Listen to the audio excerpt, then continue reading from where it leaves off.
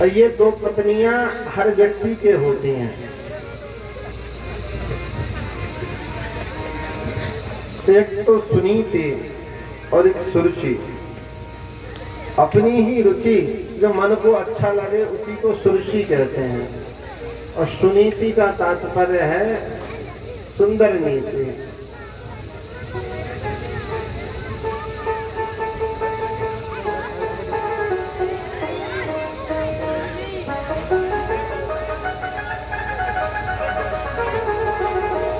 शास्त्र सम्मत नीति। तो ये नीति जो है, नीति पे चलना मनुष्य के लिए बड़ा कठिन है। ऐसे ही सुनीति पर चलना भी व्यक्ति के लिए कठिन है।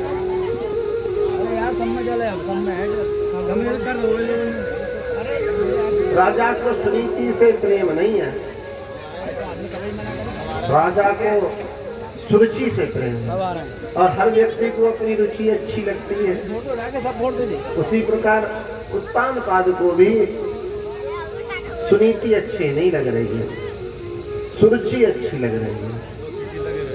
और सुनीति मैया के पुत्र हैं ध्रुव महाराज। एक बार इनके मन में आया कि मैं कैसे को भी लौट देना अपने पिता की गोद में बैठूं। तो राजा सिंहासन पर बैठे हुए थे और ध्रुव जी महाराज दौड़ते दौड़ते पिता की गोद में बैठने के लिए बढ़े। तो झट से सुरुचि ने ध्रुव जी महाराज को धक्का देकर उतारा और बड़ा कठिन, बड़े कठोर शब्दों में कहा, तपसा राध्य पुरुषम तस्सैवानुग्रहं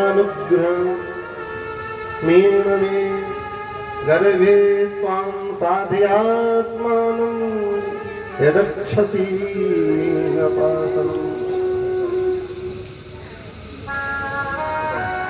तपसा आराध्य पुरुषम, तू उस परम पिता परमात्मा की तपस्या कर और उसके अनुग्रह से, तस्सैवानुग्रहेण में, उसके अनुग्रह से तू मेरी गोद में, मेरे गर्भ में आ।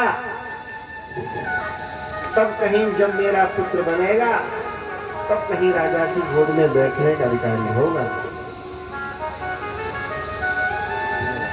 अब देखिए ध्रुव जी महाराज से सुरुचि का कहने का तात्पर्य यह है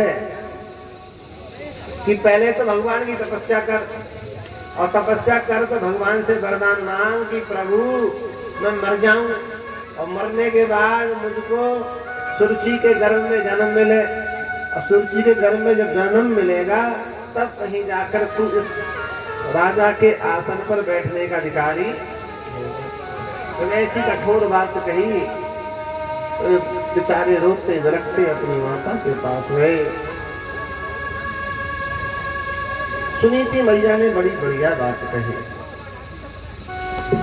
जब ध्रुव जी ने बताया ऐसे ऐसे माँ ने मुझसे कठोर शब्दों में कहा, तो तमेव वत्साश्रय वत्सलं मुमुक्षुभिर्मृगे पदाब्जपद्धितम्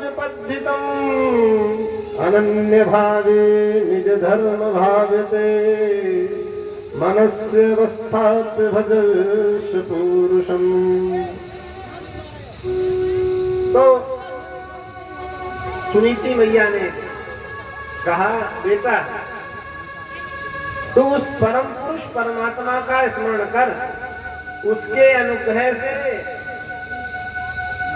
क्यों? क्योंकि उसके लिए तो बड़े बड़े मुमुक्षु, बड़े बड़े योगी, सिद्ध तपस्वी उनके चरणों को खोजते हैं, उनके लिए लालायित रहते हैं। तो तुम उन परमपिता परमात्मा की शरण ग्रहण करो।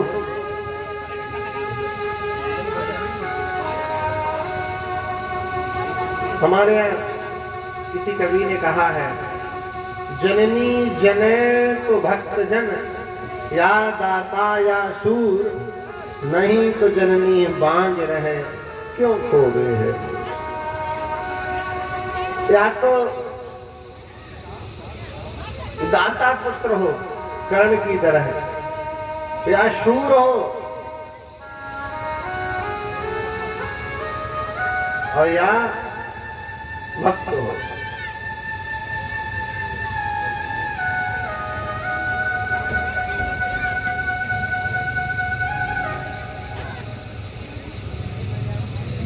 लक्ष्मण जी अपनी माता के पास जब गए और कहा कि मैया मुझे राम जी के साथ बन जाना है, आज्ञा दो।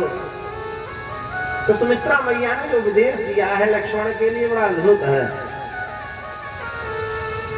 उन्होंने कहा पुत्रवती जुगती जग सोई, रघुपत भगत जास सुत होई, नतर बांझ बलि बाज बियानी, राम विमुख सुत ते हित जानी। सही बात तो ये है, पुत्रवती वही है माता जिसका पुत्र भगवान का भक्त है। इससे अच्छा तो वो बांझ रह जाए। क्यों? इसका मतलब ये नहीं है कि हाँ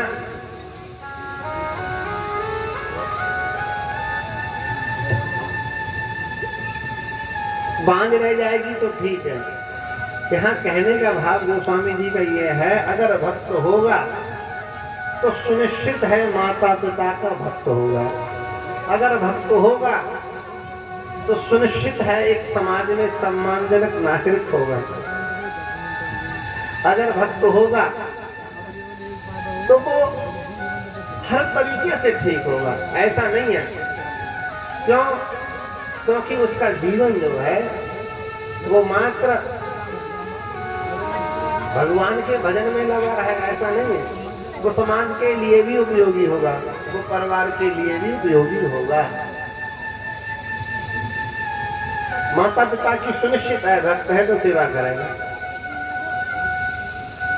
और अगर भक्त नहीं है सेवा करे ना करे इसकी कोई गारंटी नहीं। और अगर भक्त है तो सुनिश्चित है माता पिता की सेवा करेगा।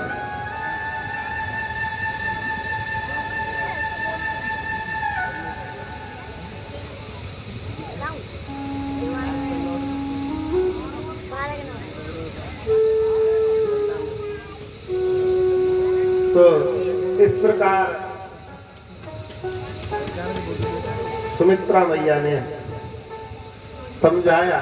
ऐसे ही मदालसा मैया कह रही हैं। मदालसा मैया ने कहा है, शुद्धोसी बुद्धोसी निरंजनोसी,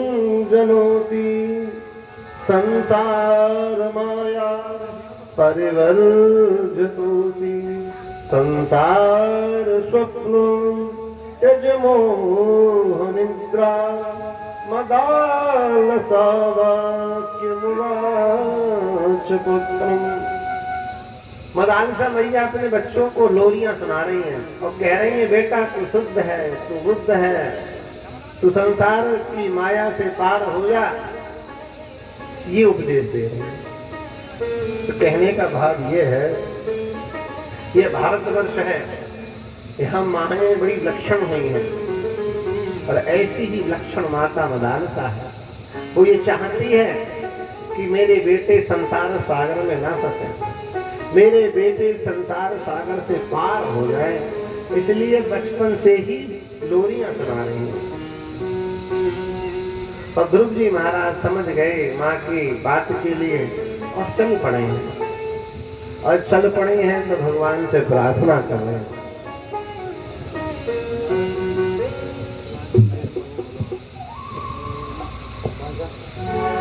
लागी लगन मत तोड़ना, लागी लगन मत तोड़ना, हरि जी मोरी लागी लगन मत तोड़ना, हरि जी मोरी लागी लगन मत तोड़ना, लागी लगन मत तोड़ना, लागी लगन मत तोड़ना, प्रभु जी मोरी लागी लगन मत तोड़ना, हरि जी मोरी लागी लगन मत तोड़ना।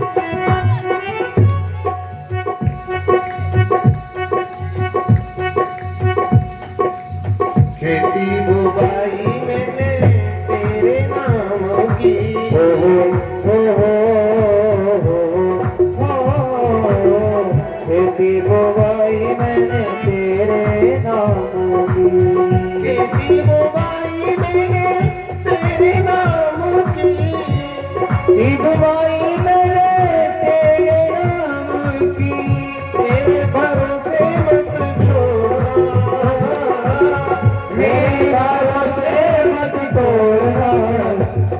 प्रभु जी मोरी लाओ की लगन मत छोड़ना, हरि जी मोरी लाओ की लगन मत छोड़ना।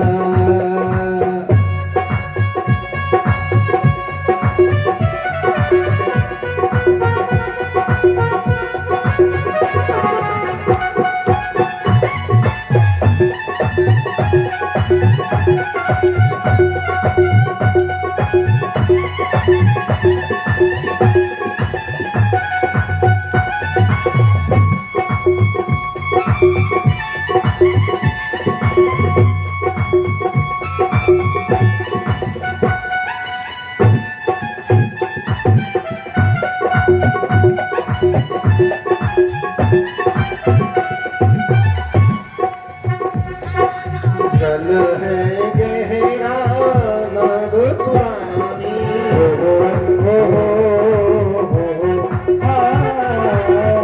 जल है गहरा नभ पुरानी, जल है गहरा,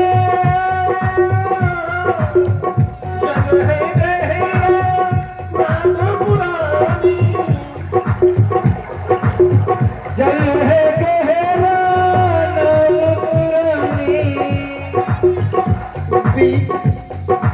जल है गहरा नाम पुरानी, जल है गहरा नाम पुरानी, पीछे भंवर मत छोड़ना, पीछे भंवर मत छोड़ना, हरि की मोरी लाओ की लगन मत छोड़ना, प्यारी मोरी लाओ की लगन मत छोड़ना।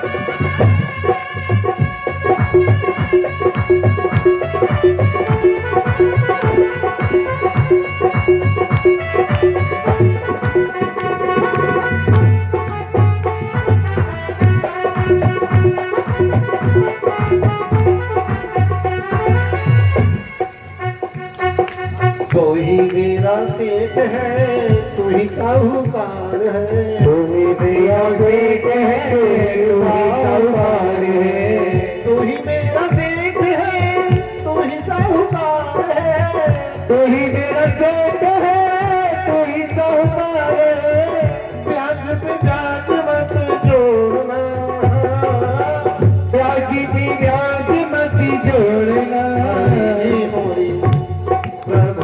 मोरी लाओ की लगन मत छोड़ना, हरि की मोरी लाओ की लगन मत छोड़ना।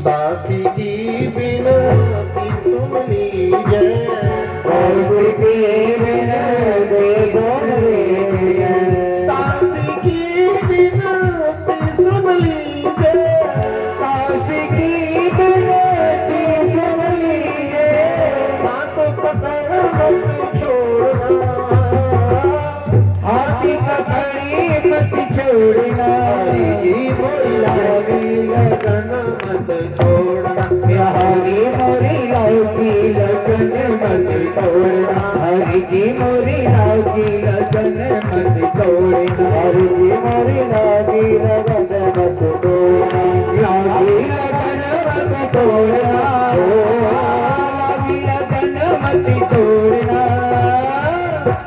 बिहारी मोरी लागी लगन मत तोड़ना, हरि जी मोरी लागी लगन मत तोड़ना।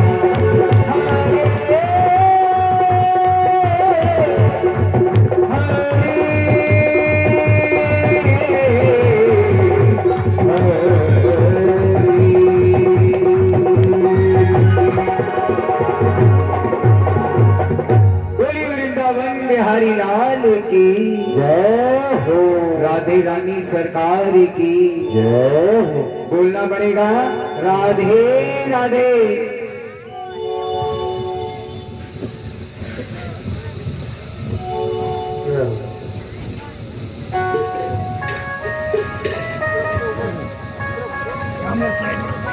नारद पुदुपकर्ण्य ज्ञात्वा तस्य सुकेशितम्।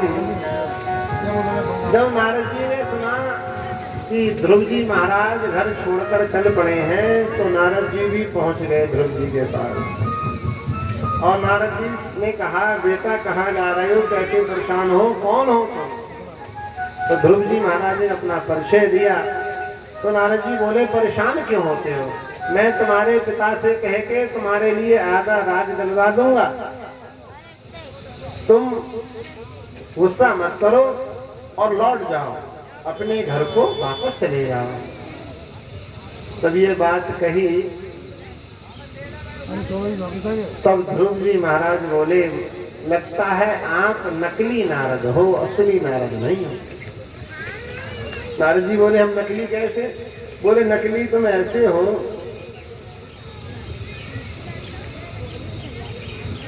आपने हमने अपनी माँ से सुना है कि आप तो भगवान की लोगों को प्राप्ति कराते हो। जो आपकी शरण में आ गया नारद जी महाराज, वो तो भगवान को पा लेता है।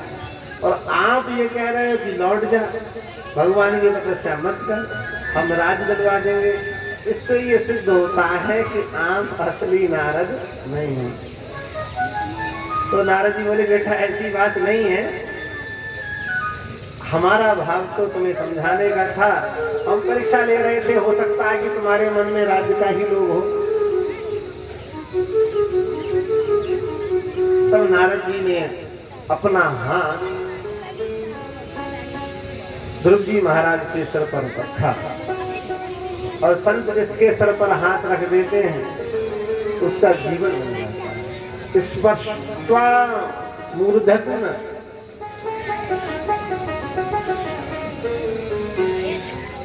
अपना हाथ जब रखा, हाथ रखते ही ध्रुव जी का जीवन बदल गया। और उन्होंने द्वादशाक्षर मंत्र की दीक्षा जो है ध्रुव जी महाराज को दी। और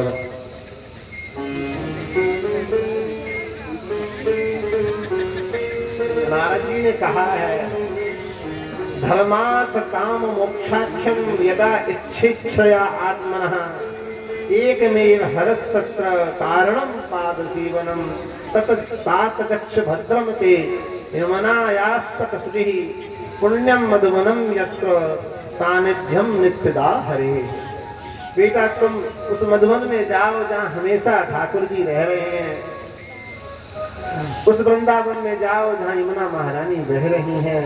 चाहे तुम्हें धन की कामना हो, अर्थ की कामना हो, मोक्ष की कामना हो, जो कामना हो, उस कामना से सिर्फ और सिर्फ भगवान का भजन करो। तो द्वादशाक्षर मंत्र का जप करने के लिए कहा, और भगवान के पवित्र पावन वृंदावन धाम को ध्रुव जी महाराज गए हैं, और मधुबन में जाकर उन्होंने तपस्या की है। और जब तपस्या की तो अपने मन को भगवान के मन से जोड़ दिया, और जोड़ दिया, जोड़ने के बाद श्वास लेना भी बंद कर दिया। और भगवान के जो अपने प्राणों को भगवान के प्राणों से जोड़ने के बाद ध्यान इतना प्रगाढ़ हो गया कि भूल गए कि मैं कौन हूं, और श्वास भी अवरुद्ध हो गई। तो भगवान की श्वास जब अवरुद्ध हुई तो देवताओं की श्वास अवरुद्ध हुई, और देवताओं की श्वास जब अवरुद्ध हुई तो देवताओं की श्वास हम लोगों की तरह नहीं है कि ऐसे आने ऐसे जाए, उनकी समय लेती है श्वास भर लेने। तो भगवान के पास गए, प्रभु श्वास लेने में तकलीफ हो रही है, कोई समस्या आ गई है। तो भगवान ने कहा डरो मत, मां भीष्टवालम तपसो दुरत्यान निर्वत्त्यश्ये प्रत्याम सधाम यतो हि बा प्राण निरोधनाशी अवतान पादिरमयी संगतात्मा। आप चिंता मत करो, मां भीष्टवाला तपसा दुरत्यान, आप चिंता मत करो, आप डरो मत। मेरे भक्त ध्रुव ने जो उत्तानपाद का पुत्र है औत्तानपाद, उसने अपने प्राणों को मुझ में लगा दिया, इसलिए अब आप लोग अपने धाम को चले जाओ और मैं अपने भक्त के पास चला जाऊं। और ठाकुर जी तुरंत पहुंच गए और ध्रुव जी के पास, और भगवान जब पहुंचे हैं तो भगवान जगा रहे हैं।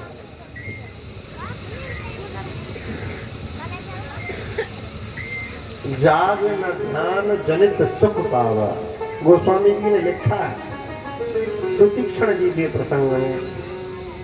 सुतीक्षण जी जो है भगवान का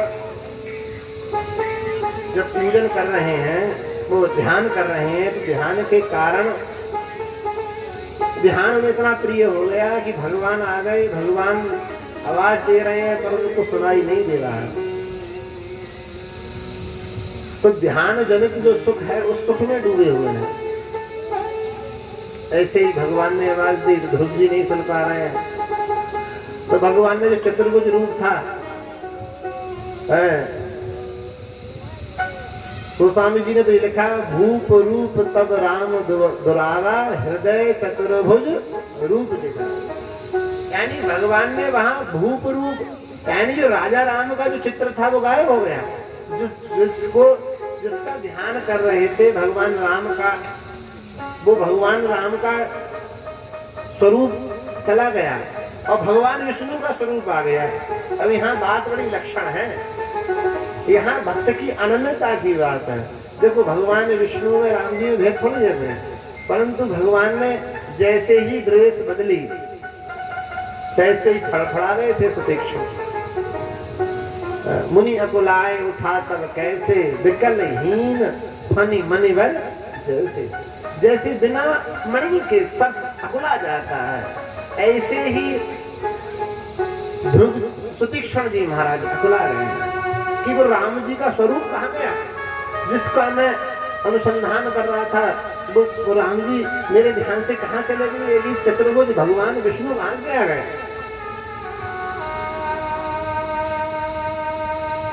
ऐसे ही भगवान ने जब चतुर्भुज रूप हटाया तो ध्रुव जी महाराज भी विकल होकर आंखें खोली हैं, सामने भगवान को देखा है और साथ भगवान को प्रणाम करने लगे। भगवान से कुछ कहना चाह रहे हैं, बोल नहीं पा रहे हैं। बोल इसलिए नहीं पा रहे हैं, बालक हैं। भगवान समझ गए, भगवान संस्कृत जानते हैं, ऐसी बात नहीं है। भगवान जिस भाषा को चींटी बोल रही है, भगवान उस भाषा को भी जानते हैं। हमारे इसलिए कहा गया है भावग्राही जनार्दन। भगवान शब्दग्राही नहीं है, भगवान भाषाग्राही नहीं है, भगवान भावग्राही है। अगर शब्दों को ही जानते तो शबरी जी किस शब्द का प्रयोग कर सकती थी। पढ़े लिखे लोगों की समझ से भगवान बहुत दूर है। तो भगवान ने अपना शंख ध्रुव जी के गाल पर लगा दिया और भगवान किसको चाहे क्या ना बुला दे। मूकम करोति वाचालम और पंगुम लंघ्यते गिरिम तो भगवान की इस पर कृपा हो जाए, क्या नहीं करते। तो भगवान ने जब स्पर्श किया तो ध्रुव जी स्तुति करने लगे। योन्ता प्रविश्य मम वाजिमिमां प्रसुप्तां संजीवयत्खिल शक्तिधरा सुधाम्ना अन्यां सुहरण हस्तचरणश्रवणत्वदादि प्राणं नमो भगवते पुरुषाय तुभ्यम्।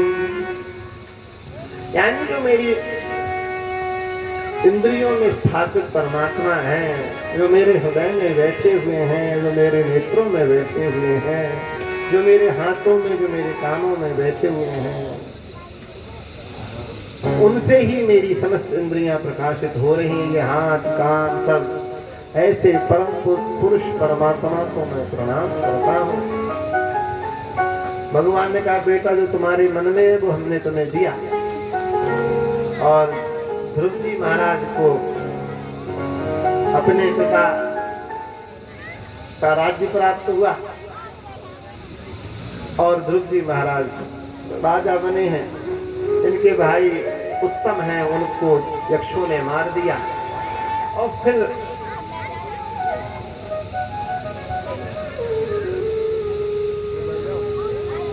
इन्होंने भी भगवान की तपस्या करके मृत्यु के सिर पर पैर रखकर, जब ये जा रहे थे तो मृत्यु आई। तो उसने कहा महाराज शरीर से तो कोई नहीं जाता है, आपने बड़ी तपस्या की है, तो इतना करो अपना पैर जो है मेरे सिर पर रख दो और ये जो विमान भगवान का हमको लेने आया है उस पर आप बैठ जाओ। तो मृत्यु और मूर्धनी पदम दत्वा आरुरोहात् भूतम ग्रहम। तो मृत्यु के सिर पर पैर रखकर ध्रुव जी महाराज विमान में गए हैं और भगवान को लोक हुए हैं। बोली ध्रुव जी महाराज की जय। संक्षिप्त में हमने ध्रुव जी महाराज का चरित्र श्रवण किया। उसके बाद इन्हीं के वंश में अंग हुए हैं। अंग का पुत्र है बेन। ये बेन बड़ा अत्याचारी है। ये कहता है ना यष्टव्यम ना दातव्यम ना होतव्यम दुजा कुछ, कहीं यज्ञ नहीं होगा, कहीं दान नहीं होगा, कहीं होम नहीं होगा। देहे भवन्ति नृपते सर्वदेव मयो नृपा। राजा के शरीर में सब देवता वास करते हैं, इसलिए राजा की पूजा करो, मैं राजा हूँ मेरी पूजा करो। ऐसी बातें करता था। बेचारे राजा अंग चले गए छोड़ छाड़ के, और राजा अंग एक सिद्धांत दे गए। सिद्धांत तो राजा अंग ये दे गए कदपत्यम वरम मन्नये सदपत्याच्युतात् पदात्। यानी दुष्ट पुत्र जब हो जाए तो भगवान की बड़ी कृपा समझिए। क्यों? खराब बेटा जब गालियां देगा, दुष्ट जब पुत्र होगा और कठिन भाषा बोलेगा, बिना कहने योग्य शब्द बोलेगा, और उससे आपका हृदय दुखेगा, और हृदय दुखेगा तो कहाँ जाओगे? तो भगवान के पास जाओगे। इसलिए खराब बेटा भी अच्छा होता है। निर्वद्येत ग्रहण मृत्यु यत् क्लेशा निवाहा ग्रहा। जिसकी वजह से मैं ये घर छोड़ रहा हूँ, घर छूट गया, वरना घर छूटता कहाँ है। लोग वो काम करने लगते हैं बेटों के लिए जो नहीं करने चाहिए, इसलिए करते हैं। पुत्र है मोह है, और पुत्र मोह में 70 साल 80 साल में भी जब भगवान के भजन करने की उम्र होती है तो व्यक्ति नैतिक अनैतिक कार्य कर बैठता है पुत्र मोह में। इसलिए अगर पुत्र जब खराब होंगे तो ये तो हो जाएगा कि किन के लिए करें। इसलिए व्यक्ति भगवान की ओर उन्मुख हो जाता है। इसलिए खराब बेटा भी भगवान की कृपा से ही प्राप्त होता है। और सेवा करेगा तो क्या होगा? सेवा करेगा तो गलत काम कर करके पुत्रों को धन इकट्ठा करके देना पड़ जाएगा।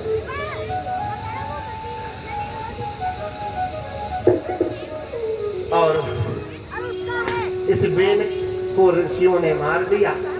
मारा नहीं है तो अपने पापों से ही मरा, नहीं तो खाली हूं की, और उससे मारा गया। फिर इसका शरीर मथा गया तो भगवान पृथु का अवतार हुआ।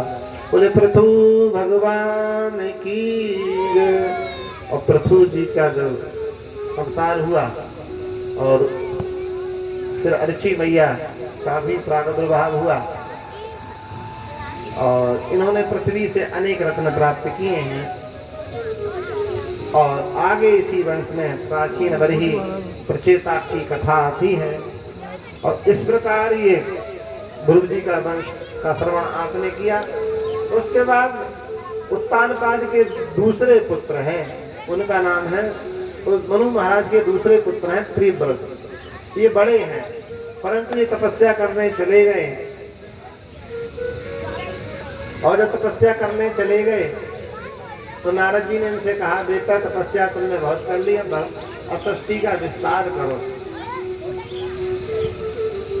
और चाहे जो भगवान से प्रेम करते हैं, गोस्वामी जी ने लिखा है, जे जन रूखे विषय रस चिकने राम स्नेह तुलसी ते प्रिय राम के कानन बसे की गेह। जो भगवान के प्रेम रस से चिकने हैं वे चाहे घर में रहे चाहे वन में रहे।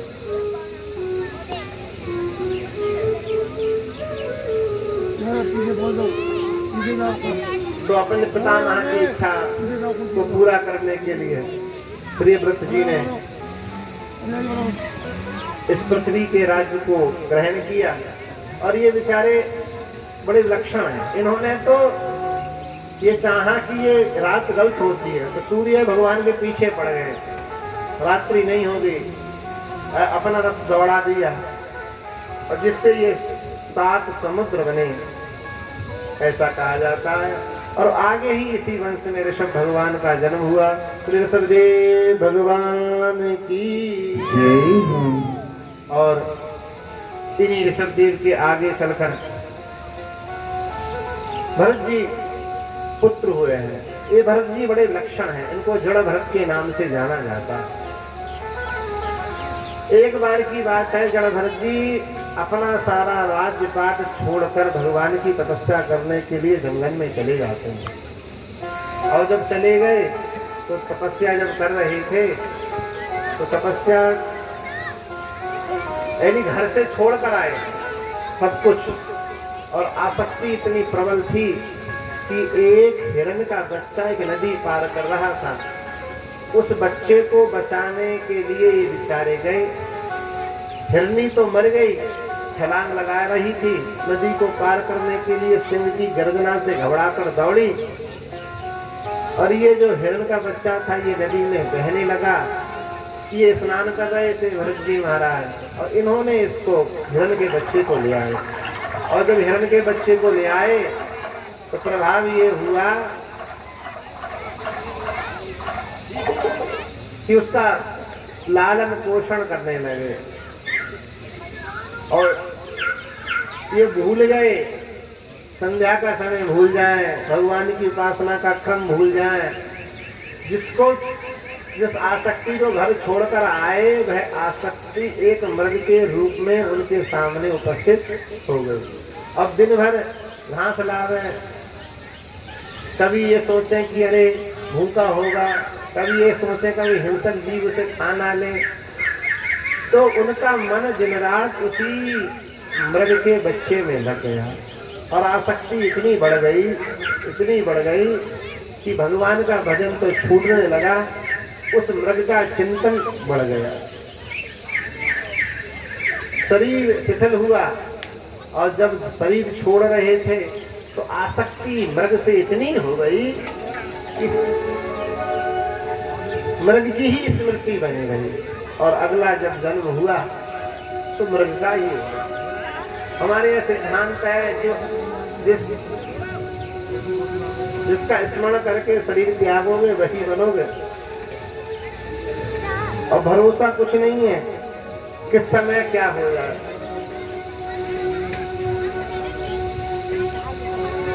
इसलिए सतत रूप से भगवान का ही भजन करना चाहिए। एक भजन गा लें फिर आगे बढ़े इसी भाव को ग्रहण करते हुए। और मेरी कैसे कुमत मन बस गई रे जिंदगानी भजन बिन लुट गई रे, जिंदगानी भजन बिन लुट गई रे, कैसे घूमत मन बस गई रे, बस गई रे, जिंदगानी भजन बिन लुट गई रे, जिंदगानी भजन बिन लुट गई रे।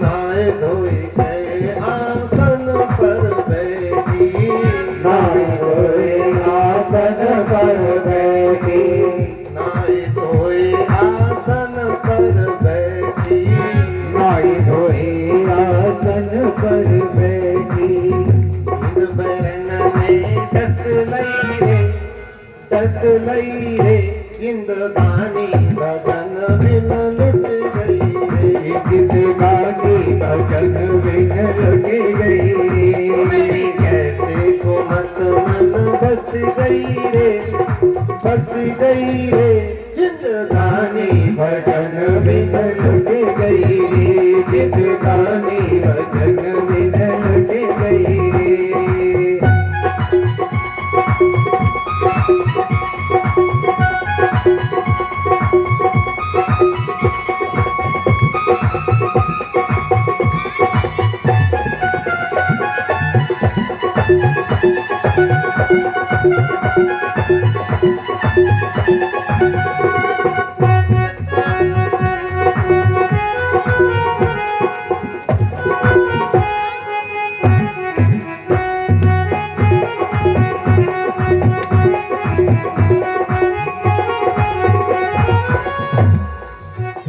तो नहाए धोए के आसन पर बैठी और नींद आ गई, और मैंने सास ससुर की सेवा न की, सास ससुर की सेवा न की, तो सास ससुर की सेवा नहीं की। क्यों नहीं की?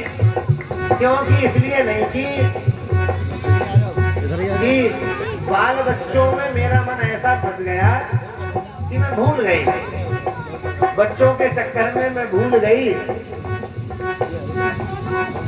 हाँ, सास ससुर की सेवा न कीनी, सास ससुर की सेवा न की, बाल बच्चों में फंस गई रे, फंस गई रे, जिंदगानी भजन बिन लुट गई रे, जिंदगानी भजन बिन लुट गई रे, जिंदगानी भजन बिन लुट गई रे।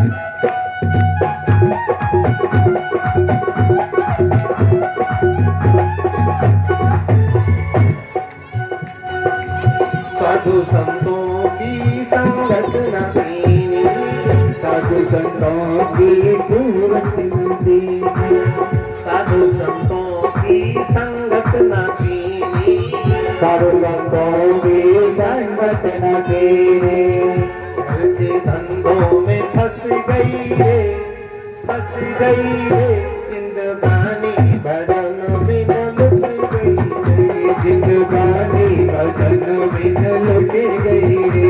मेरी कैसे घूमत मन बस गई रे, बस गई रे, जिंदगानी भजन बिन लुट गई रे, जिंदगानी भजन बिन लुट गई रे।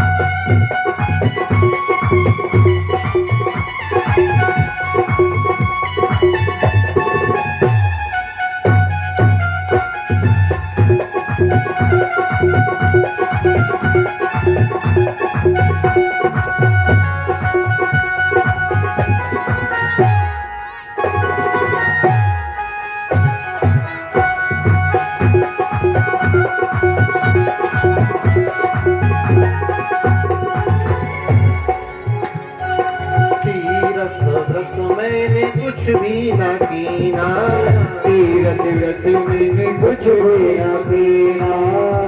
ये तीरथ व्रत मैं क्यों नहीं कर पाई? इसका कारण ये था, उसका बहुत बड़ा रहस्य है। तीरथ व्रत इसलिए नहीं हो पाते, करते तो हम हैं पर फल प्राप्त क्यों नहीं हो रहा है? मैं तो तेरी मेरी में फंस गई रे, फंस गई रे, जिंदगानी भजन बिन लुट गई रे, जिंदगानी भजन बिन लुट गई रे। मेरी कैसे घुमत मन बस गई रे, बस गई रे, जिंदगानी भजन बिन लुट गई रे, जिंदगानी भजन बिन लुट गई रे। जिंदगानी भजन बिन जिंदगानी भजन बिन लुट गई रे। जिंदगानी भजन बिन लुट गई रे, लुट गई रे, लुट गई रे।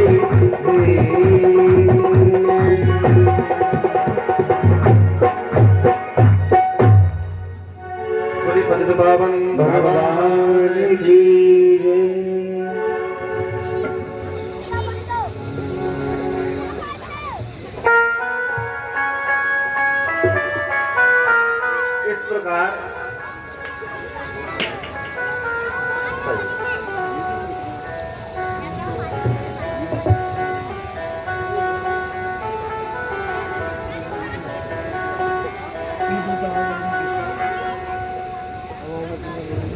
इस प्रकार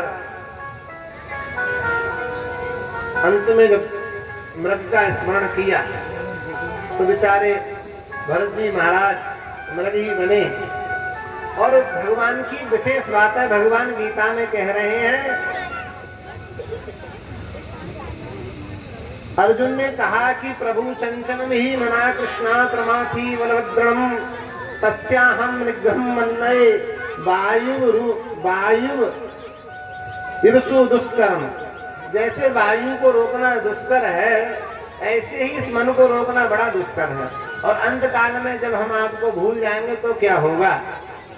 तो भगवान कह रहे हैं चिंता मत करो। चिंता इसलिए मत करो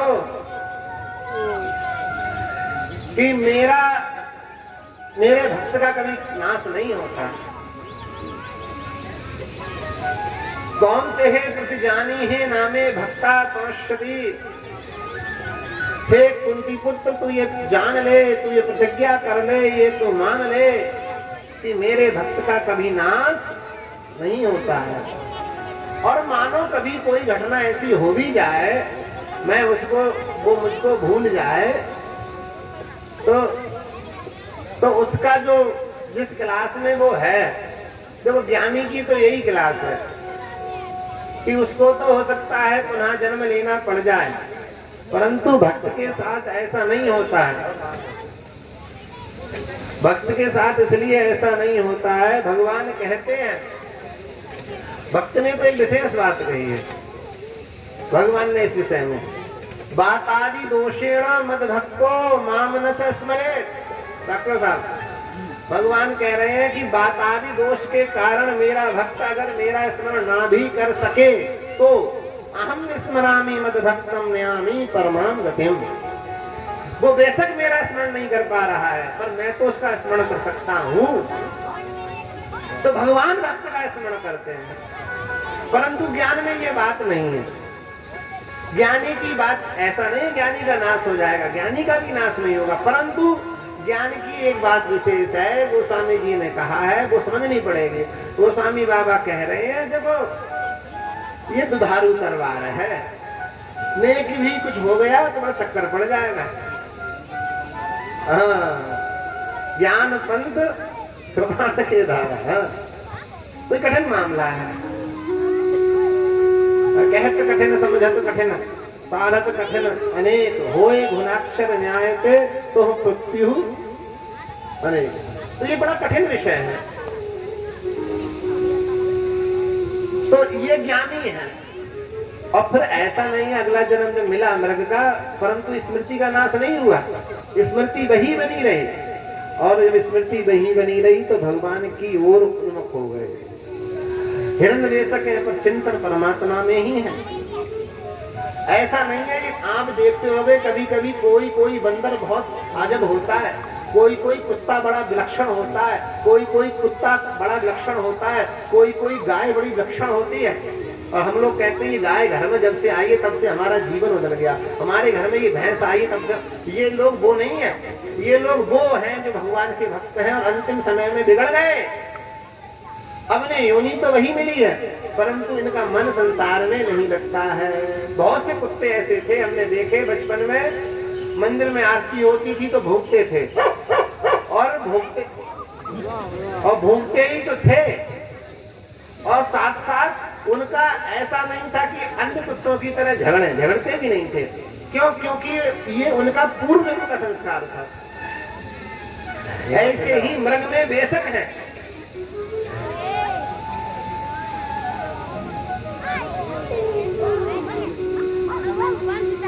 तो इन्होंने जन्म लिया, मृग का अगला जन्म ब्राह्मण का मिला, क्योंकि चिंतन करते रहे। उधर रघुगण नाम का एक राजा भगवान कपिल का सत्संग करने के लिए जाता है, और रास्ते में उसका एक कहार बीमार पड़ जाता है, और इनके लिए बेचारों को लगा दिया जाता है कहार की जगह। अब ये बड़े लक्षण हैं, ऐसे लोग जन्म से सिद्ध होते हैं, इसलिए कहा जाता है साधु बनाए नहीं जाते, साधु बने बनाए पैदा होते हैं, और जो बनेगा तो बिगड़ेगा। तो वो बने हुए पैदा हुए, और जो बने हुए पैदा हुए भैया, तो इन्होंने इन्हें लगाया गया। तो ये जब चले तो ऐसे चले, साधु चलता है तो बड़ा इस भाव रहता है कि मेरे पैरों से कोई जीव ना दब जाए।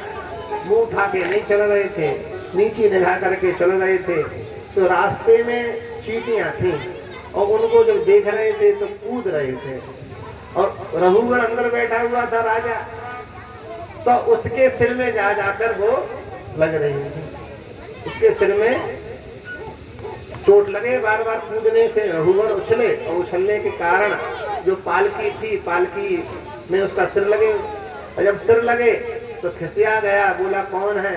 तो कहार बोले महाराज हमारी गलती नहीं है, एक कहार बीमार हो गया था, उसकी जगह इनको लगा लिया।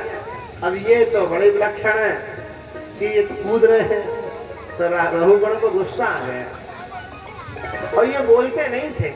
पिता ने इनको गायत्री का मंत्र दिया, तो कभी गायत्री मंत्र भी नहीं जपा। साधन उसके लिए होता है जो सिद्ध ना हो, सिद्ध के लिए कोई साधन नहीं है, साधन उसके लिए है। क्यों? कोई साधन ऐसा नहीं है जो भगवान तक पहुंच सके, साधन की सामर्थ्य थोड़ी है। परमात्मा साधन साध्य नहीं है, परमात्मा तो कृपा साध्य है। क्यों? भगवान कृपा से ही प्राप्त होते हैं। साधन तो शरीर के लिए है। आप गंगा स्नान कर रहे हो तो भगवान प्राप्त थोड़ी हो जाएंगे गंगा स्नान से, ये तो शरीर की पवित्रता है। हाँ, ये साधन ही अगर साध्य बन जाए, गंगा ही अगर साधन से साध्य बन जाए तो बात और है। जब साधन ही साध्य हो जाता है, यानी उसके बिना काम ही ना चले, तो वो स्थिति उच्च होती है। बहरहाल भगवान साधन साध्य तो नहीं है। तो गायत्री मंत्र भी ना बोले, कभी किसी से कुछ बोले नहीं, कभी किसी से बात नहीं की।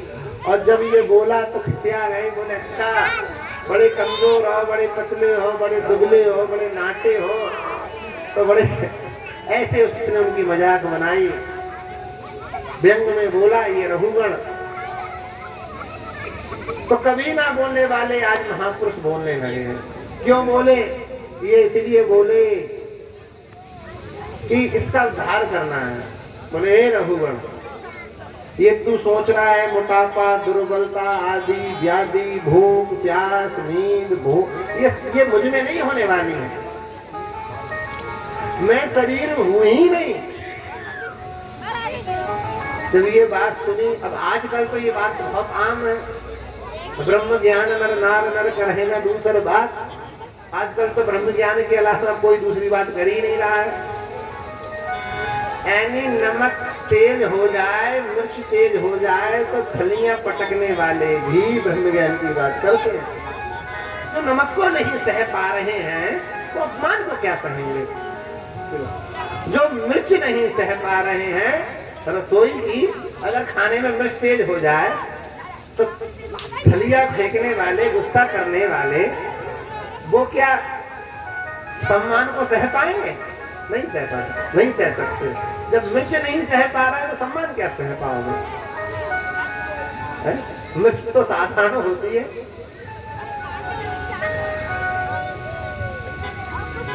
तो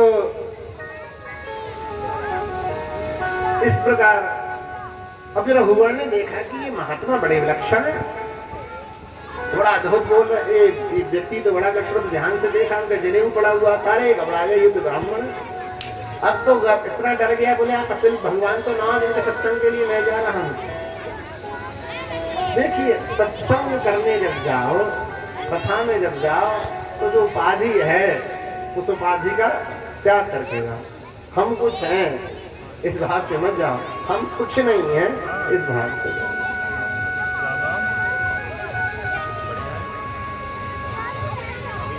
तो जब वो गए तो बोले तू बता, जा रहा है सत्संग करने के लिए और अपने शरीर को धुबा रहा है कहारों से। सत्संग के लिए तो संत मिलन को जाइए तज माया अभिमान, और जो जो पद आगे बढ़े होते यज्ञ समान।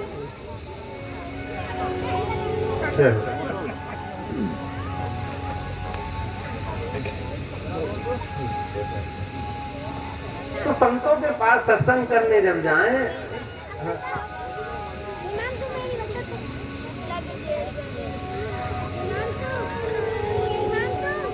हमारे बीच में वर्तमान सरकार के और हमारे क्षेत्र का प्रतिनिधित्व कर रहे श्री धर्मपाल सिंह जी, मंत्री जी के भाई, श्री छोटे भाई श्री मान सिंह जी कथा श्रवण के लिए पधारे हैं। व्यासपीठ से मैं उनके स्वास्थ्य लाभ और ऐश्वर्य इत्यादि की कामना करता हूँ। बोले हरि भगवान की।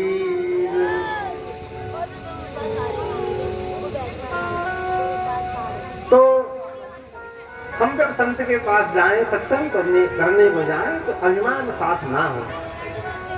तो यही काम ये कर रहे थे, अभिमान लादे हुए जा रहे थे।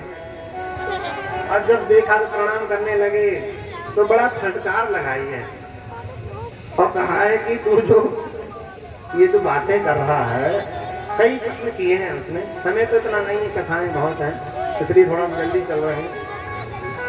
पर उन्होंने एक विशेष बात कही है, रहुगणै तत्तपसा न याति नाचिज्जया निर्वणाग्रहत्वा नाछन्दसा नैव जलाग्निसूर्यो विना महत्पाद रजोभिषेकम्।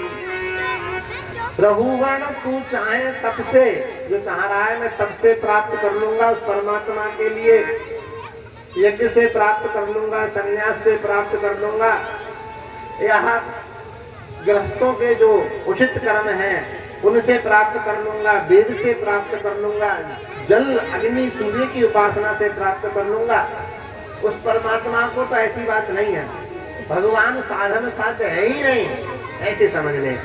ईश्वर तक कृपा साध्य है, जब तक तेरे ऊपर कृपा नहीं होगी। किसकी कृपा?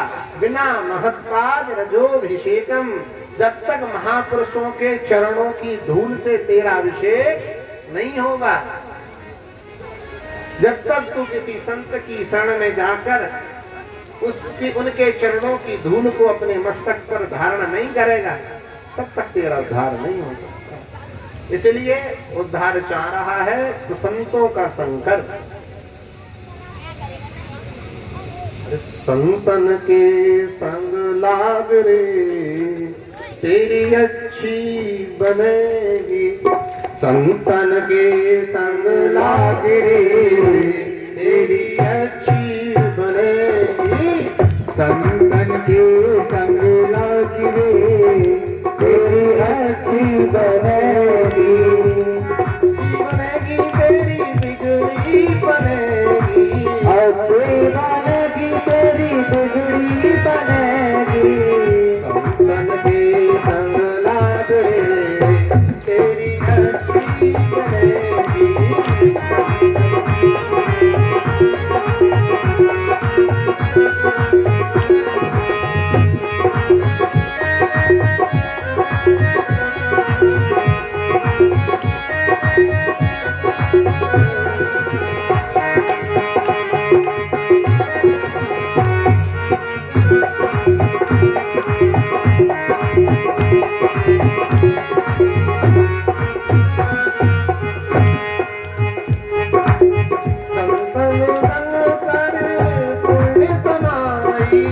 संतन करे करे पुण्य खाई,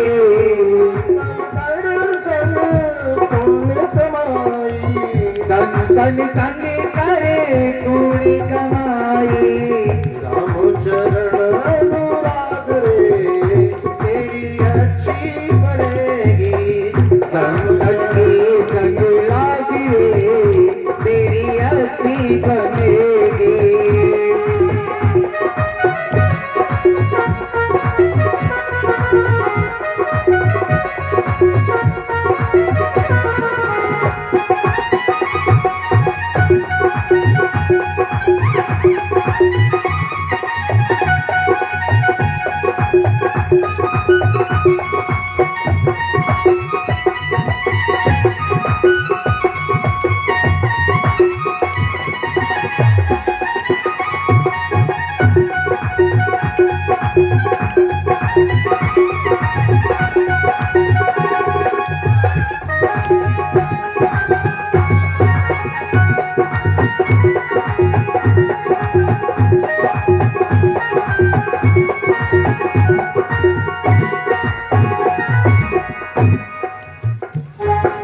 द्रौपदी की बन गई, प्रहलाद जी की बन गई, द्रौपदी की बने गई, प्रहलाद जी की बनी गई, द्रौपदी की बन गई, प्रहलाद जी की बन गई, द्रौपदी बन गई, प्रहलाद जी की बनी गई, हरि सुमरन में जाग रे तेरी अच्छी बनेगी, हरि सुमरन में जाग रे तेरी अच्छी बनेगी, संतन के संग लाग रे तेरी अच्छी बनेगी, संतन के संग लाग रे तेरी अच्छी बनेगी।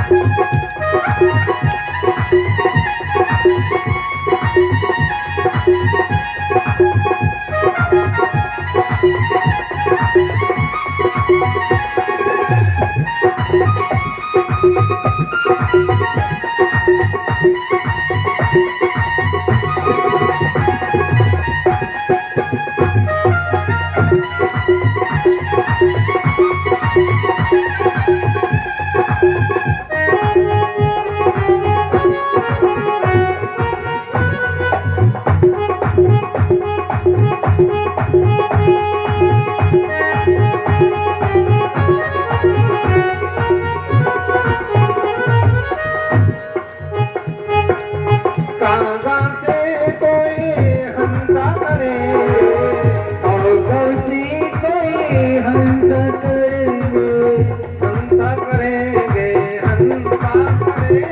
हंसा करेंगे, हंसा करेंगे, हंसा करेंगे।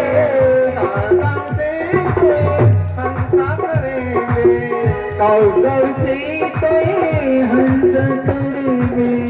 मिट जाए उनके दाग, तेरी अच्छी बनेगी, मिट जाए उनके दाग रे, तेरी अच्छी बनेगी। संतन के संग लागे, तेरी अच्छी बनेगी, संकट के संग लाग रे, तेरी अच्छी बनेगी। संतन के संग लागे, तेरी अच्छी बनेगी, अच्छी बनेगी तेरी बिगड़ी बनेगी, अच्छी बनेगी तेरी बिगड़ी बनेगी। होए तेरो बड़ो भाग्य रे, तेरी अच्छी बनेगी। संकट के संग लाग रे, तेरी अच्छी बनेगी।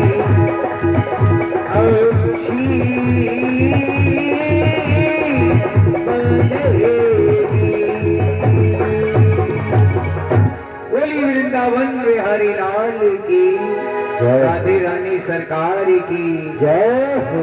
बोलना पड़ेगा राधे राधे। तो इस प्रकार प्रभुगण का घर हुआ है।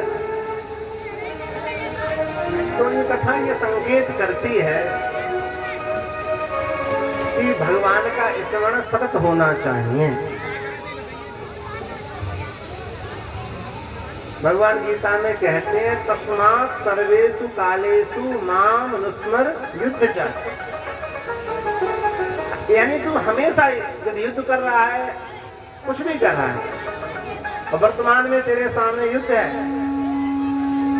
तू हर काल में मेरा ही स्मरण कर। तस्मात् सर्वेषु कालेषु माम अनुस्मर युद्ध च मय्यर्पित मनोबुद्धिर मामे जैसे संशयम। तो मेरा ही स्मरण कर, अपनी बुद्धि को मुझ में अर्पण कर दे। क्यों? अगर नहीं करेगा मन कहीं और चला गया। किसी शायर ने कहा है, यादें उजाले अपनी यादों के हमारे साथ रहने दो, और ना जाने जिंदगी की किस गली में शाम हो जाए। इसलिए अंत काले च मामेव स्मरण मुक्ता कलेवरम यह प्रियाति समदभावम यात्री नास्तित्व संशयाः। जो अंत काल में चाहे जिंदगी भर स्मरण हुआ हो ना हुआ हो, और अगर अंत काल में भी अगर मेरा स्मरण कर लेता है तो मुझको ही प्राप्त होगा। और वरना जिसका स्मरण करोगे वही बनोगे। इस प्रकार प्रभुगण का उद्धार हुआ और आगे गंगा जी की महिमा के विषय में बताया गया है। और गंगा